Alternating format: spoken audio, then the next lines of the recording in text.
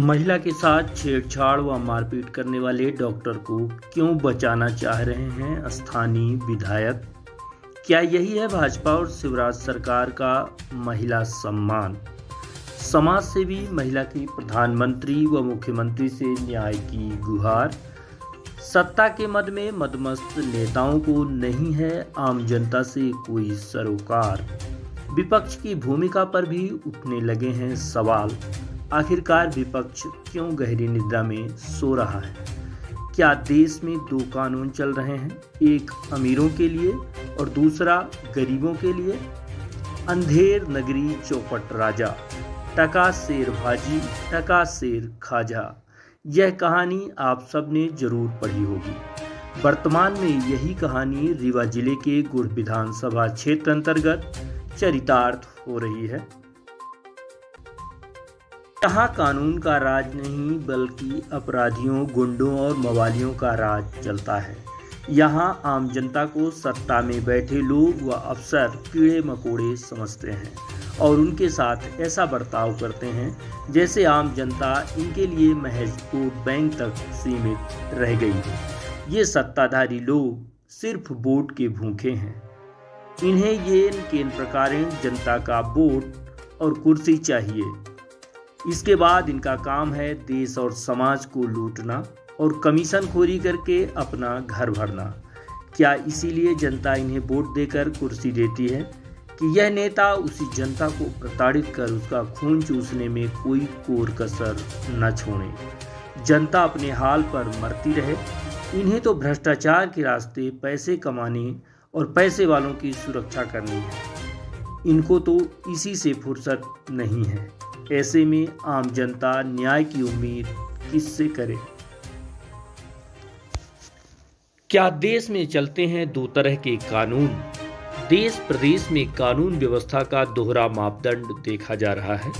अगर एक गरीब व्यक्ति किसी छोटे से मामले में कानून के शिकंजे में आ जाए तो पुलिस व प्रशासन ऐसी कार्यवाही करता है और प्रेस कॉन्फ्रेंस कर खुलासा किया जाता है जैसे किसी सामान्य अपराधी को नहीं बल्कि किसी बड़े आतंकवादी को गिरफ्तार किए हों और तत्काल उसे सजा से नवाजा जाता है।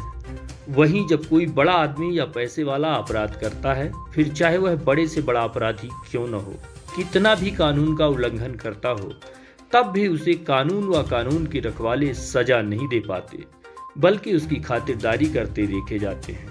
यही नहीं, सजा के बाद भी अपराधी पुलिस व कानून के इर्द गिर्द घूमता है, लेकिन किसी की हिम्मत नहीं होती कि उसकी तरफ देख भी ले।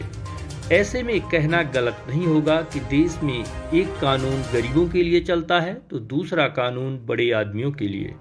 क्या ऐसी व्यवस्था देश के लिए सही साबित होगी? क्या इसी व्यवस्था के बूते फिर से भारत विश्व गुरु बन जाएगा? इस तरह के कई सवाल जनता के जहन में दफन हैं। लेकिन कहें तो कहें किससे? जनता की कौन सुनने वाला है?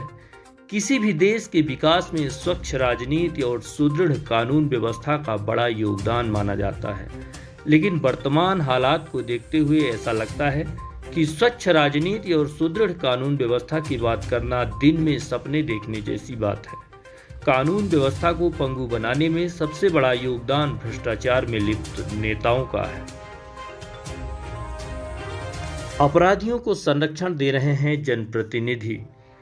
ऐसा हम इसलिए कह रहे हैं क्योंकि इस तरह के एक नहीं, दो नहीं बल्कि सैकड़ों मामले सामने आए हैं जिसमें अपराधियों को राजनीतिक लोग संरक्षण देकर उसे आगे बढ़ाने का कार्य करते देखे गए हैं। ताजा घटनाक्रम की बात करें तो गुढ़ सामुदायिक स्वास्थ्य केंद्र में एक महिला के साथ वहां पदस्थ बीएमओ कल्याण सिंह उसके इज्जत आबरू के साथ खिलवाड़ करते हुए बदतमीजी करता है।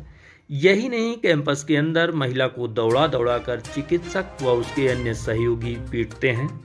इस घटना का वीडियो भी देश भर में वायरल हो रहा है। बावजूद इसके इतने बड़े मामले को जिम्मेदार गंभीरता से नहीं ले रहे हैं। हालांकि इस मामले में आला अधिकारियों के दबाव में पुलिस द्वारा अपराधी चिकित्सक के खिलाफ 354 का प्रकरण तो दर्ज कर लिया गया है, लेकिन स्थानीय विधायक का दबाव एवं राजनीतिक संरक्षण के चलते दोषी चिकित्सक को अभी तक गिरफ्तार नहीं किया गया, जबकि चिकित्सक पुलिस के ही इर्द गिर्द घूम रहा है। जानकारी के मुताबिक विधायक पूरी तरह से अपराधी चिकित्सक को बचाने में जी जान लगा रहे हैं।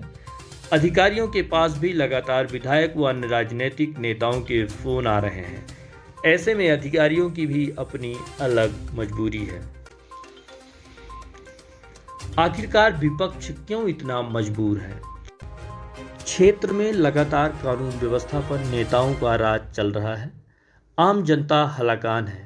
आए दिन महिलाओं, युवतियों की इज्जत आबरू के साथ खिलवाड़ हो रही है। अफसरशाही लगातार हावी है।